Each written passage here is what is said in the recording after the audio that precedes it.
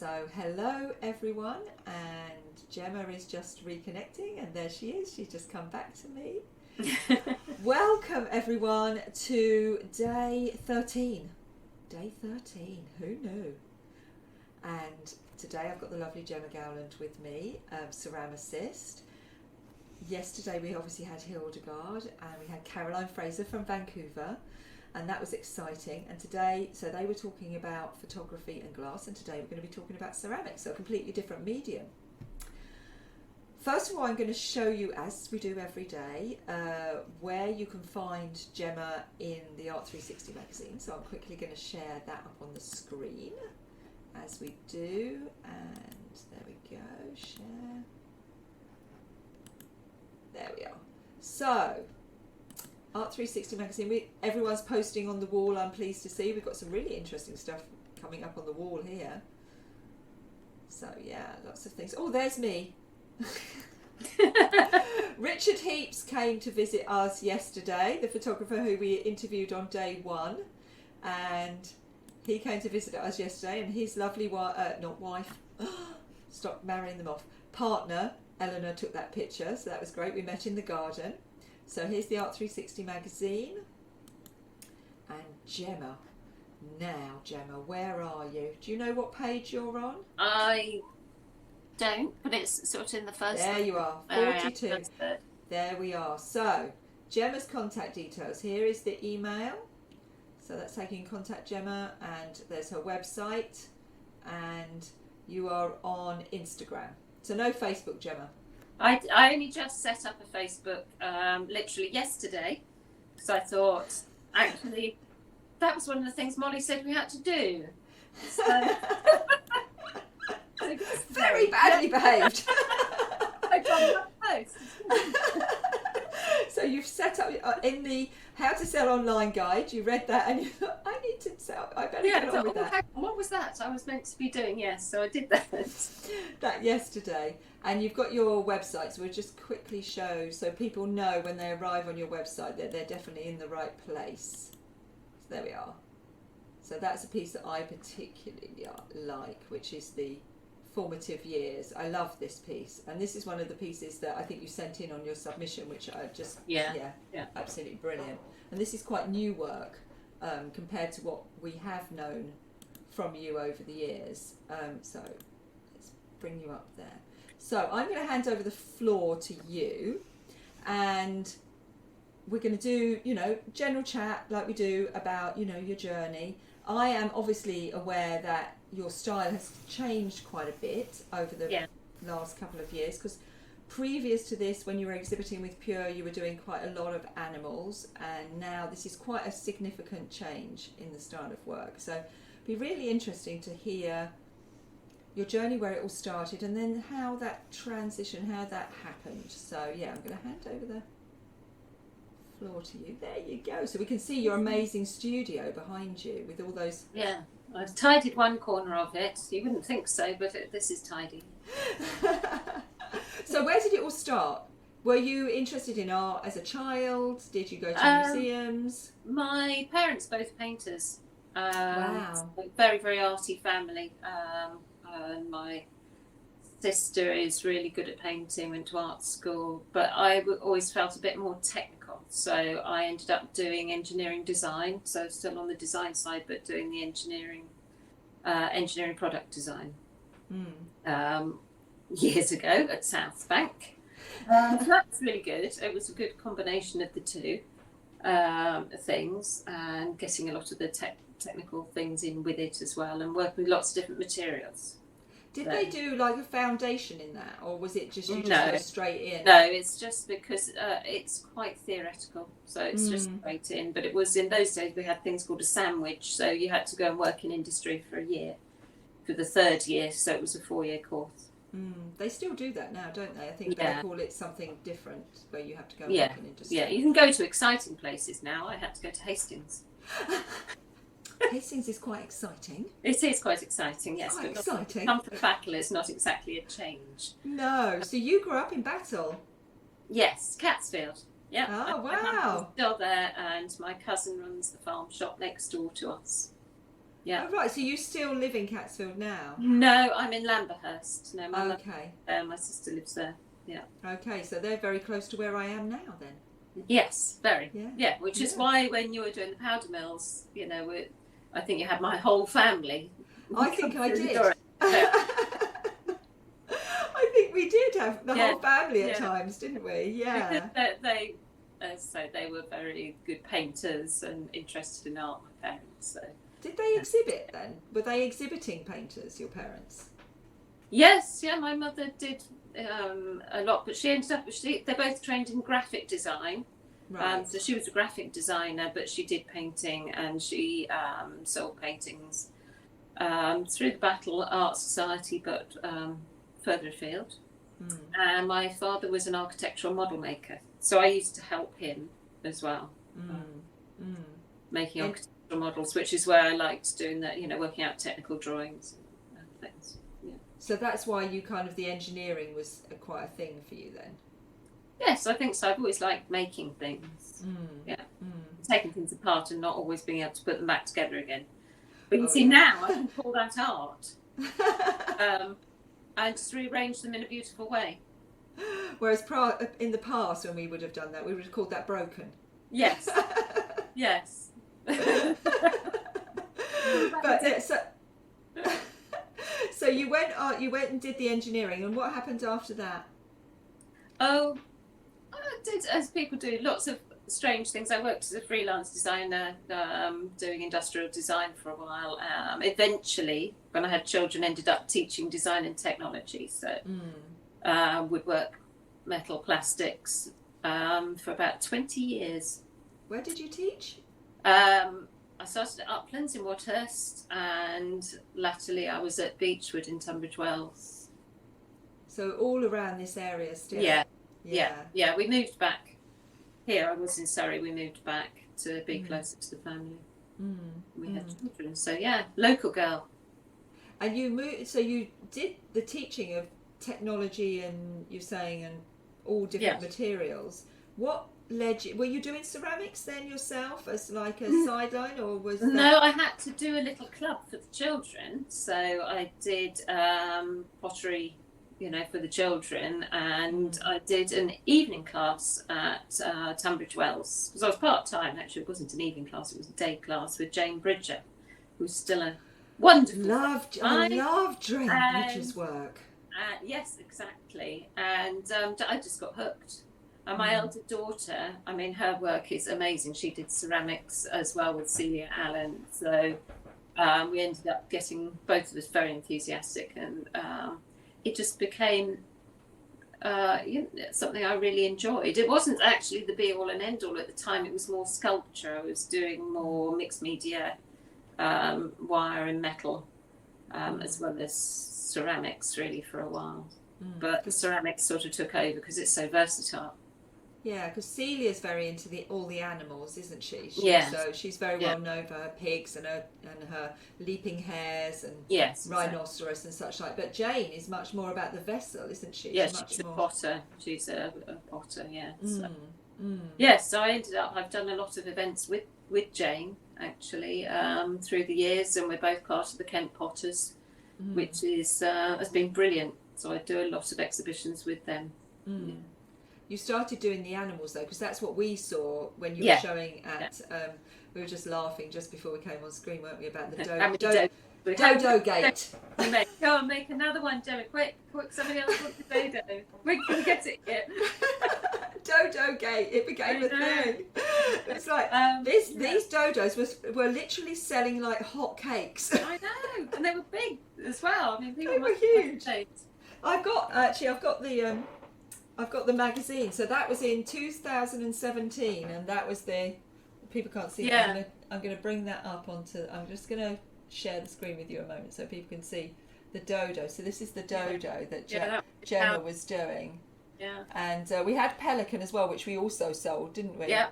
And we sold the birds, but this particular dodo, everyone who came into the show Well, you put it right at the front as well, so everyone came in and sort of said hello to it, which was very nice of you. Thank you. We did make him like our mascot for greeting people, and it obviously worked. Yeah, it worked. So it lots worked. of people. No, but that was great. I mean, I love animals, and I ended up really wanting to do them well. So I had a residency at Birdwell near Farnham, so I could go along and I could take my clay and sculpt from life. So that was brilliant, and all the time I was still learning about just ceramics as a technical thing as well. So yeah, it was a really interesting time. But things move on. Yeah, things change, don't they? And that's the thing with an artist, is that you're constantly exploring and evolving. So what was it that led you into the current body of work that you're doing now? Because I love it. I think it's just so playful, and yet it's got an edge and it's got a narrative to it. Yeah, some of it's a bit dark. Because I went off and did a ceramics diploma at City Lit, so 2 days a week for 2 years. And it's all taught by RCA people. It's very, it really pushes your boundaries. I mean, they basically said, well, you can come, but you are not doing animals. And it's all about vessels or abstract sculpture. And it's exploring a lot of things. Now, I am not an abstract person, so I did struggle along the way.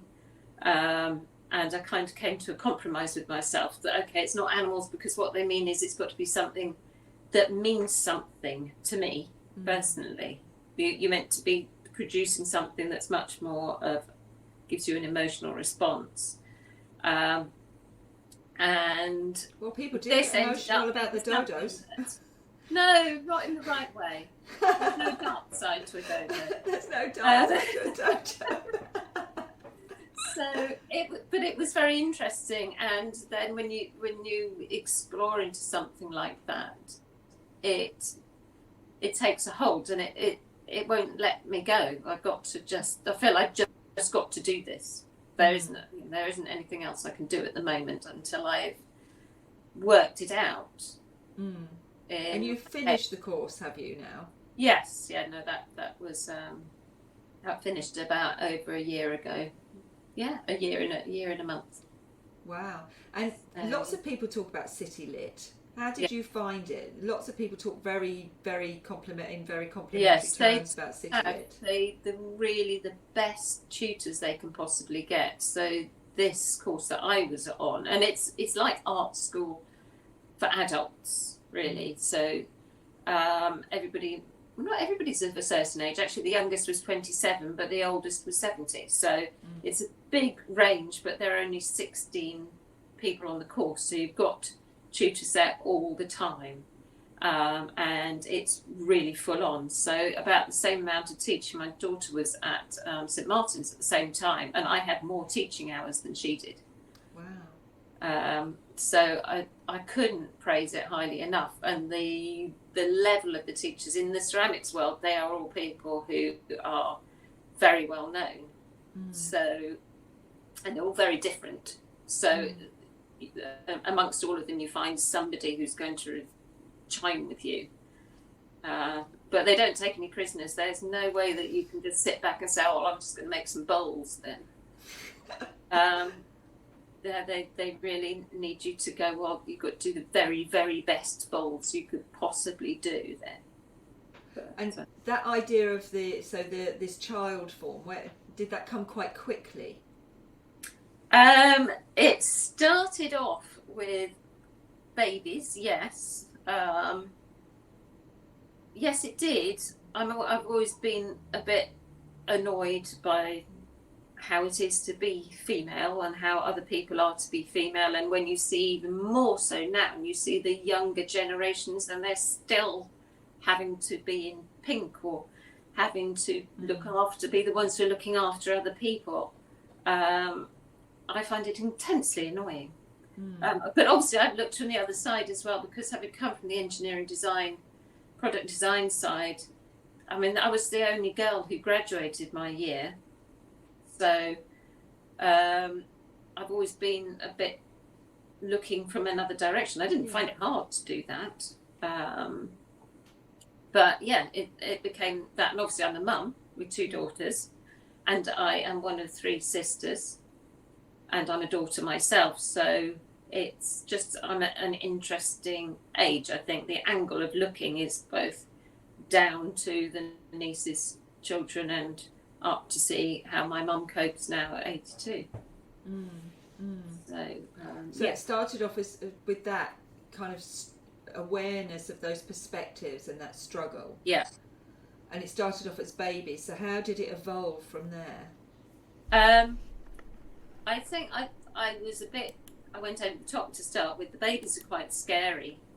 They're in form, isn't they? Like being pressed down. And I thought, well, actually, it's much more subtle. It has to be more subtle. So ever since then, it's been a process of trying to refine the idea down, where you're trying to describe the idea without it being hideously upsetting for people, because it's not meant to be upsetting. You know, they're meant to look lovely, as well as having a little bit of a message to those who want to see it. So a lot of that it's been a technical challenge, and I enjoy that, obviously. Trying to get the surfaces, trying to get the clothes, trying to get the stance is like a really interesting technical challenge.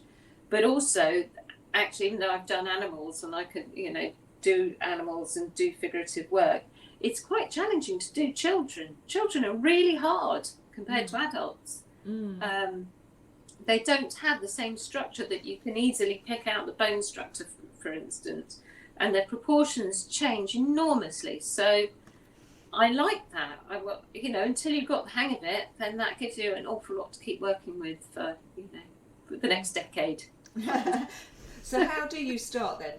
Do you start with metal, or how do you start the process? I start with straws, drinking straws, they're just paper ones, and I can use these, and I'm going to put this down slightly. So I'll try to without it falling over.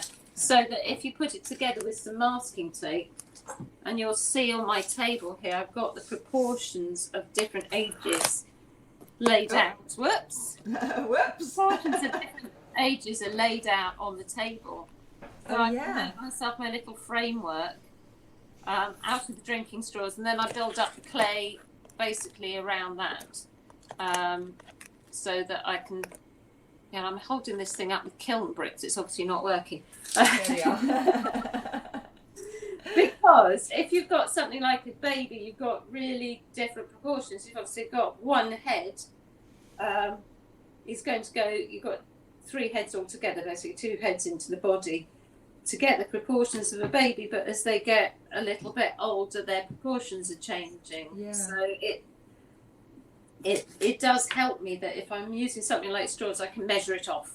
Yes. Me being very I want to get it technically right, not just go splash it around and it looks nice, so that I can also give them a bit of a strength as well, and then I can move the straws around when the clay's on it to get the stance or the movement or whatever I want. And then if you've got something that's even adults, that's actually probably a better one, that you can then change the head sizes and work out how to do it. But with these, I can move them around with you can imagine her straws inside her. Yes. Where am I going to put her legs while it's still damp clay before I do anything else? And it's white.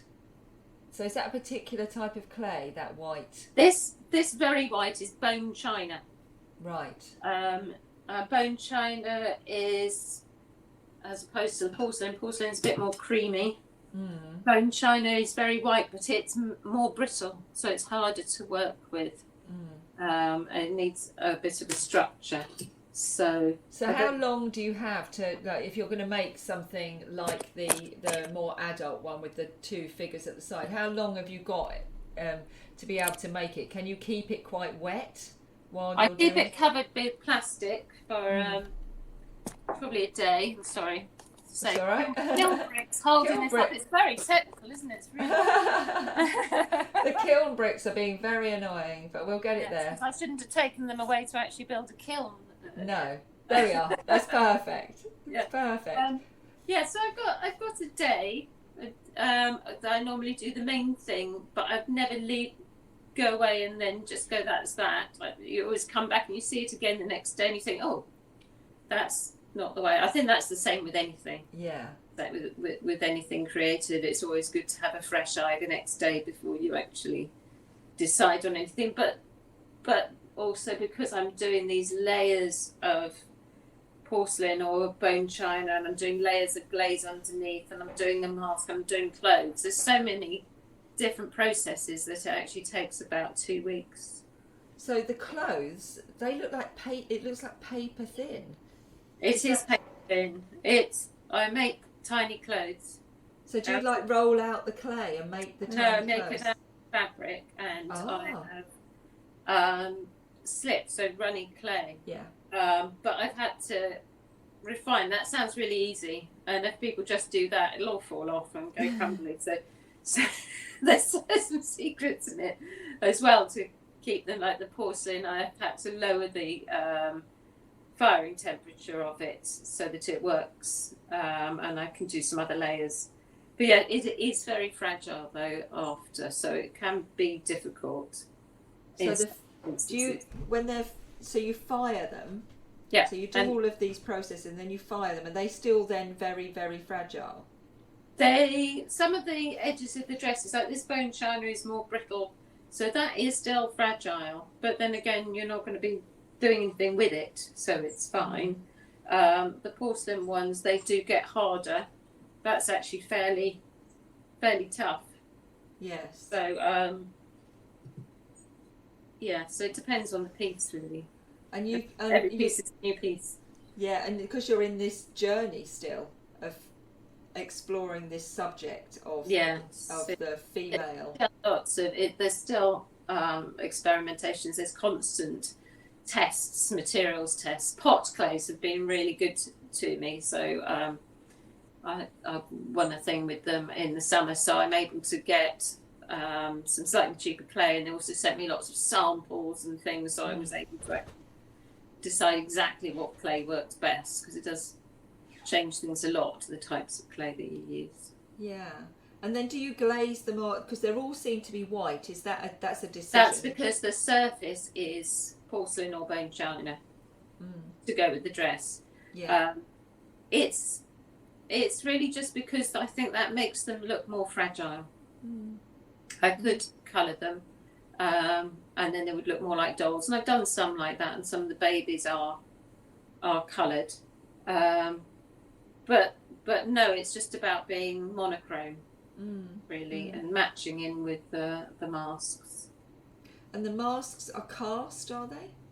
Yes, so I collect old dolls, and I make little moulds of their faces, so that the masks are from dolls. Some of them really scary, actually. And my sister is really good because she manages a charity shop in Battle, and she gets me some really frightening dolls that she thinks, people might not want that. I know Jemma will want that. Jemma will have that one.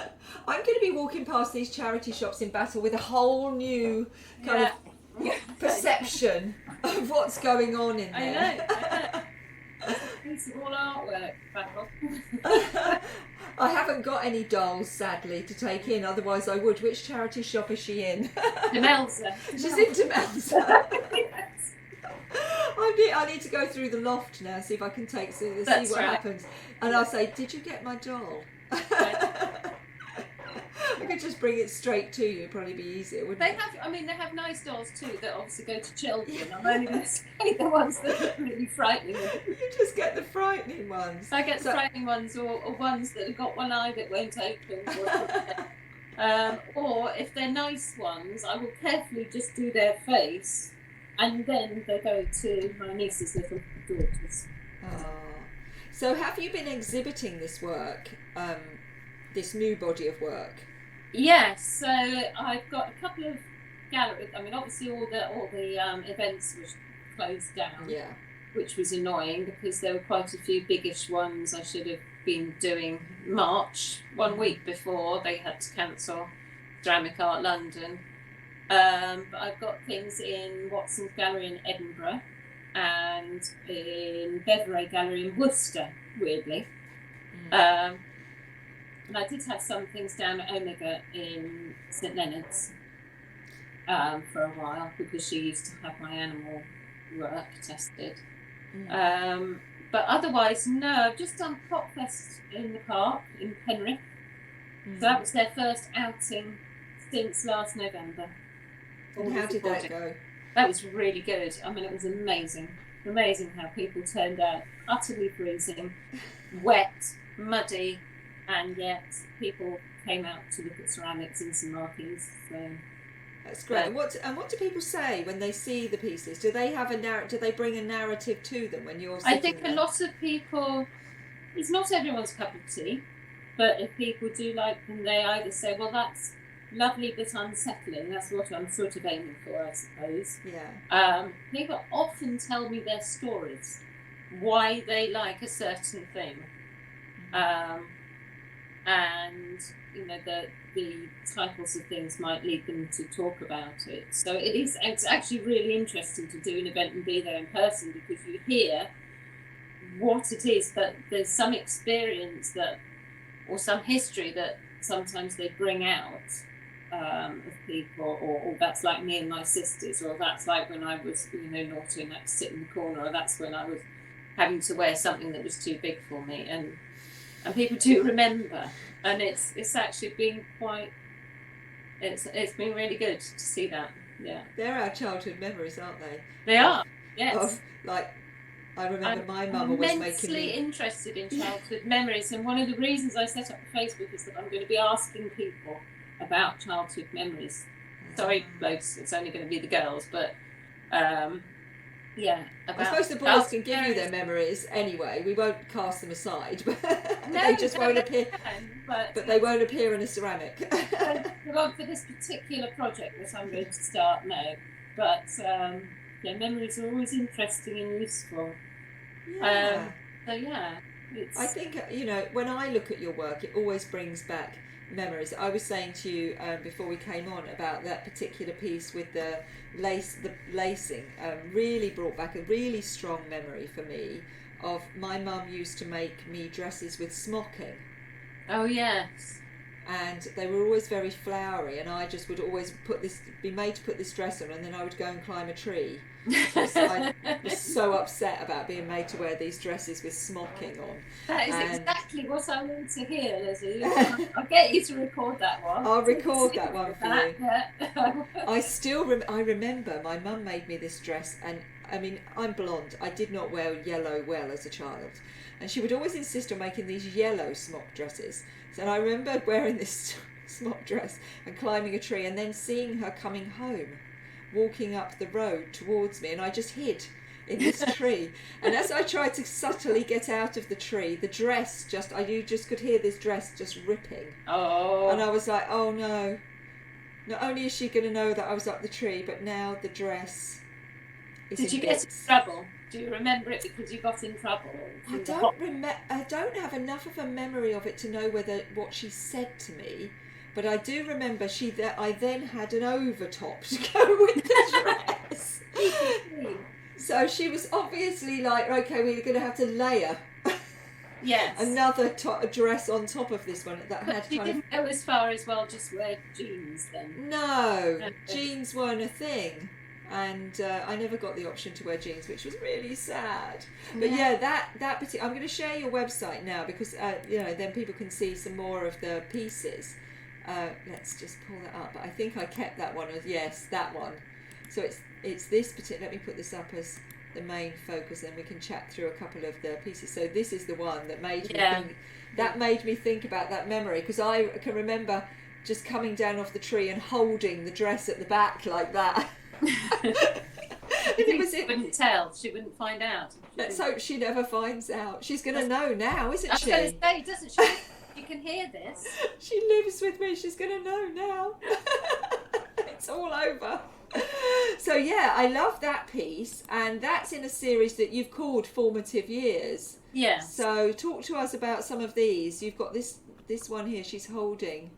Is that a yo-yo or something she's holding? Which one are you looking at? So I'm looking at the one top right. Top right. Oh no, that's the front of the other one. It's that lacing at the back is Right. actually headphones. Oh, is it? Yeah. So she is being made. It's called tighter and tighter, and she's being laced in by technology, or fashion, or both. Yeah. I love that idea. So that's a set of headphones that you've used there.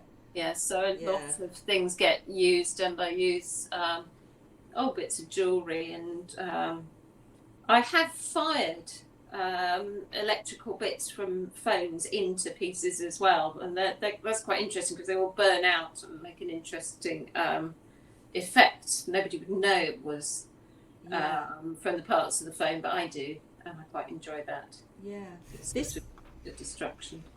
This one bottom left looks very Degas. Yes.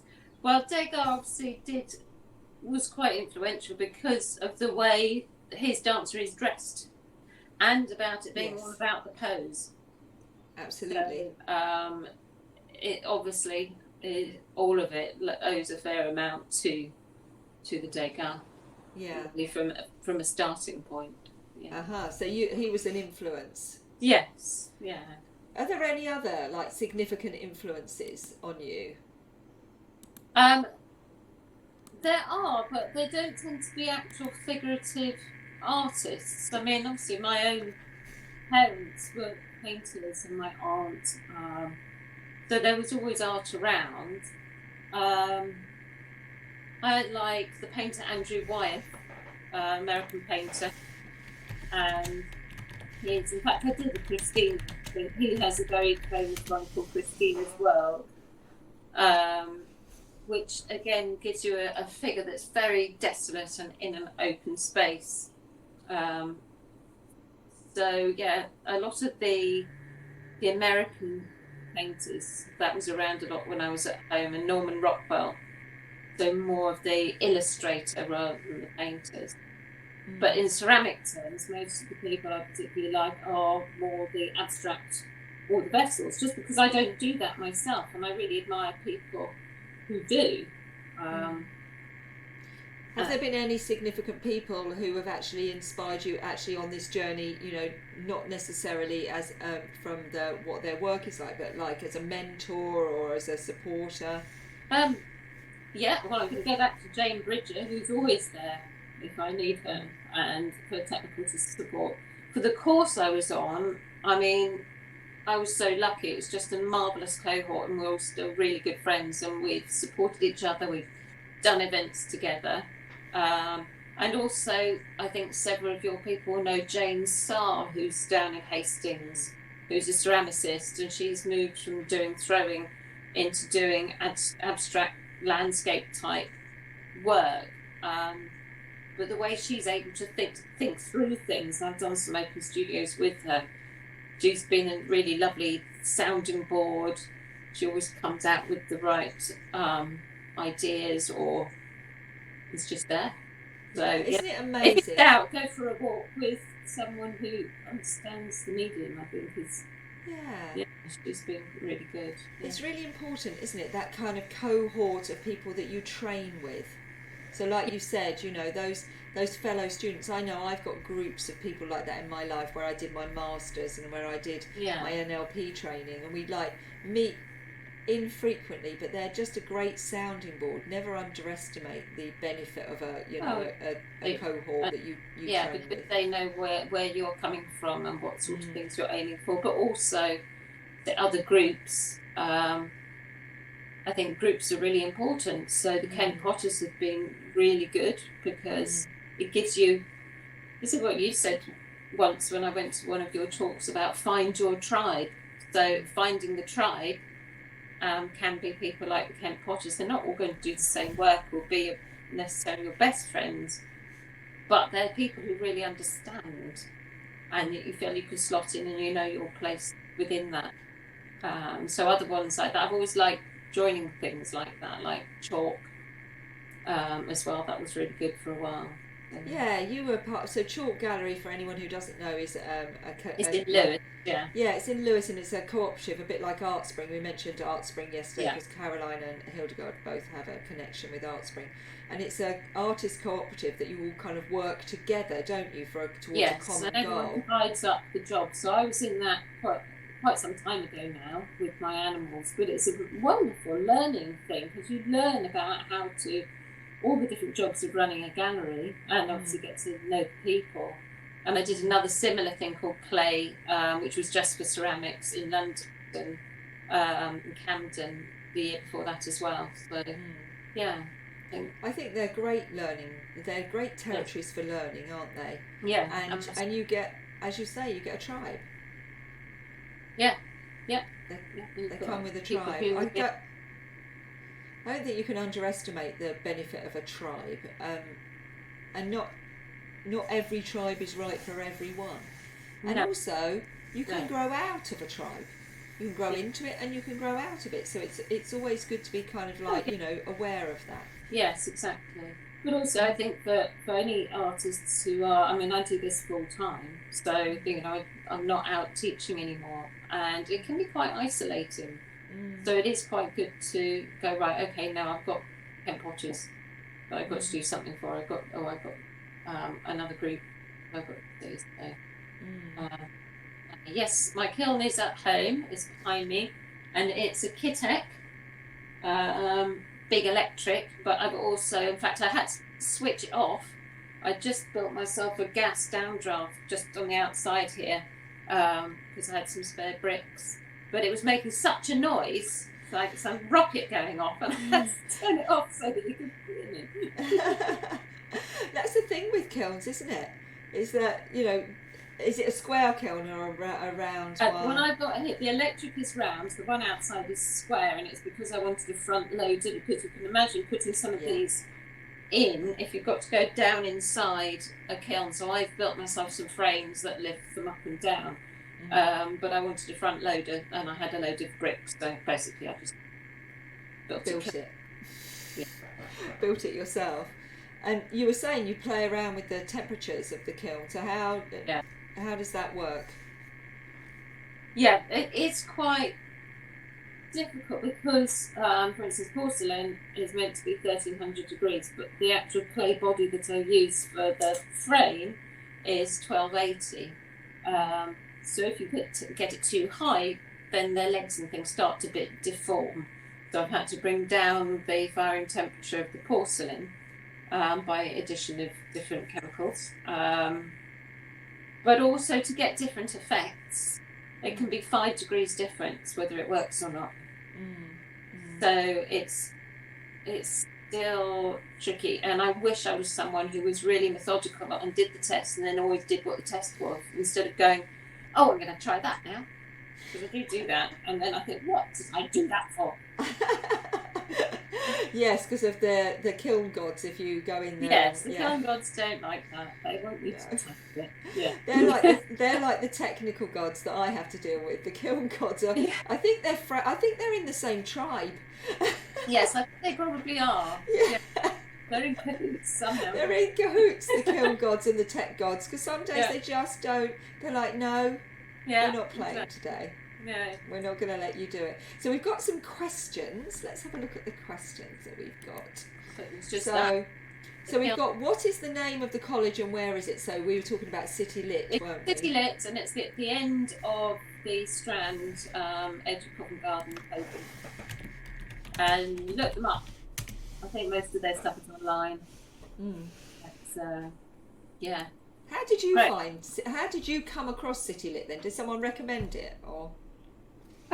Yes. So actually, one of those groups that I was in, I think somebody had been to it or done. I think it must have been one of the Tunbridge Wells people had been to it for printmaking. This was, and then I just looked them up and realised actually they did ceramics and sculpture. But I was first there doing their sculpture, which I did for 2 years, which is mixed media. That's metal. Before I turned to the ceramics. That was great fun. What was it that drew you across to the ceramics then from that? I just had got more hooked on it whilst I was I was already doing the animals, and I just thought, oh, I'm really just quite self-taught, and I should actually learn this stuff a bit better, because I'd done lots of short courses. I ended up teaching a couple of days a week at Tunbridge Wells Adult Ed with Jane Bridger. So I thought, actually, I really need to do this this more technical course and get a proper grounding, and it is not for the faint-hearted. So, yeah, but that's what you want, isn't it? If you're going to commit to that time, you want I know when I went back to do my masters, it was tough. It was really tough. It's as much as a masters. You've got dissertations to write, you've got projects to do, you've got a final exhibition that you've got to work out, and it is 2 full days a week, and they are full days. So I was getting on the train at 7 and I wasn't back until 8 at night. So but then at least when you come out of it, it gives you an amazing confidence, I think, that you've done that, and you feel like you do know, you have the grounding. Yeah, so anyone who's, you know, looking for that kind of like added confidence boost, I do think though, you know, don't do it just because you think someone else has told you should, but if you want the confidence boost of that, I definitely found that worked for me, and it embedded a lot of learning that I already had, that I kind of knew, but I kind of put it into a more structure. But also they do lots and lots of courses, so I mean I just happened to do that one, but they do lots of ceramics courses, lots of arts courses of all different kinds, so you can just pick and choose. It's, you know, Vincent's saying he went to City Lit as well, and I know there's a couple of other people who've said they've been to City Lit, and you hear it quite regularly. I think a lot of people discover it. There's Morley College as well, and it's very similar, but for those of us down this line, it's easier to get to City Lit. I think Brenda Hartill went to Morley College, or taught at Morley College. I think. Didn't she? That's another quite well-known one, but City Lit comes up a lot. Thank you. So I love the new work, Gemma. This is from Charlie. Hi, Charlie. I love the new work, Gemma, but my first love will always be the dodo and the sheep's head. I'm never getting away from the dodo. No, I've still got 2 in my garden. Don't tell me, because you know I'll sell them. I'm sure I've still got a waiting list for dodos. And she also asked, what do you prefer making, the children or the animals? At the moment, the children, because it's obsessive now. I just got to get to the end of learning it, really. Yeah. So do you think you'll go back and do more study, or this is going to be a personal journey of self-study and self-exploration? Well, the only one I would want to do would be an MA, but it's actually, because it's ceramics, there are very few, and it's actually having the time and money to get to them. So, you know, to do something, then that would be full-time, probably full-time for 2 years, and at the moment that wouldn't be possible. No. So no, sadly. Yeah, but maybe in the future, none of us know what's around the corner, do we? So no. So what have you been doing kind of during lockdown? How's that affected what your journey with the children? It's been a bit like doing a residency, but at home, because I had to be in here. There was nowhere else to go. People were working all over the house. I couldn't be in the main house because there were conference calls going on or people working, and it's quite small, you know, rooms and everything. So I was really lucky that I've got this. I'm just in the garden. I'm able to come out here. So ridiculously, even though obviously I had 2 big events all ready to go and I had all the stock for it that were cancelled, and the last thing I needed was any more to make. I just kept making. But also did actually knuckle down and do some glaze testing and all sorts of things that I needed to do. And did you write down the answers? Yes, I did. Good. Doesn't mean I read it when I'm looking. Kept them in a book and closed it and never looked at it again. I found the book is next to the kiln always, so that I'll remember to write it down. So it's there And you write it down. Yeah. Then I can look up when it's gone wrong. So yeah, it went wrong last time when I did that. Yeah, it's funny that. I don't understand why that happened. So what advice would you give to somebody else going into this profession? Keep a book. Be prepared. It is actually quite hard to make the jump into. I was very lucky to be able to make the jump into doing this as my job rather than as a part-time job or hobby. And you have to be very tough on yourself in terms of quality control and really sort of step back and say, okay, well, what, is that what I was meaning? So I think, be ruthless. Every month I have a big chuck out. That's it. That's not good.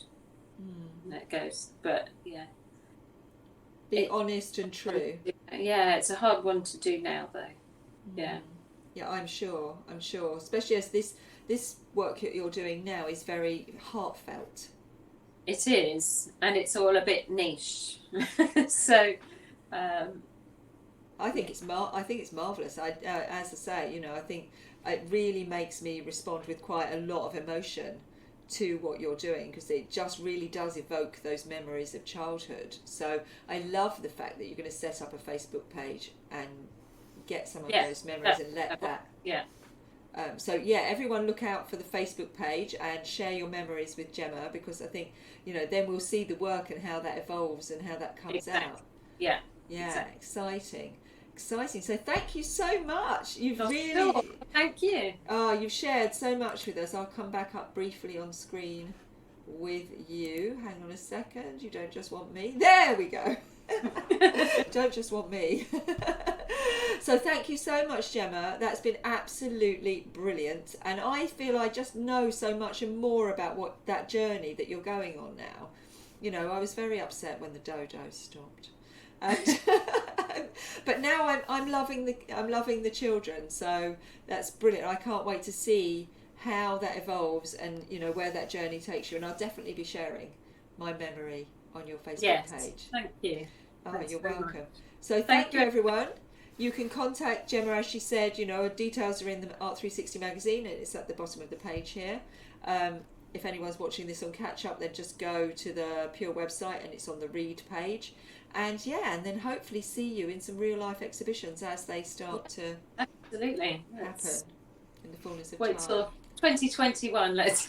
yeah. I mean, pretty much that's where we are at now. I think with 2021, but it'd be lovely to see how that work in the next as it manifests itself out. And tomorrow we have Mary Clark tomorrow. So. Yeah.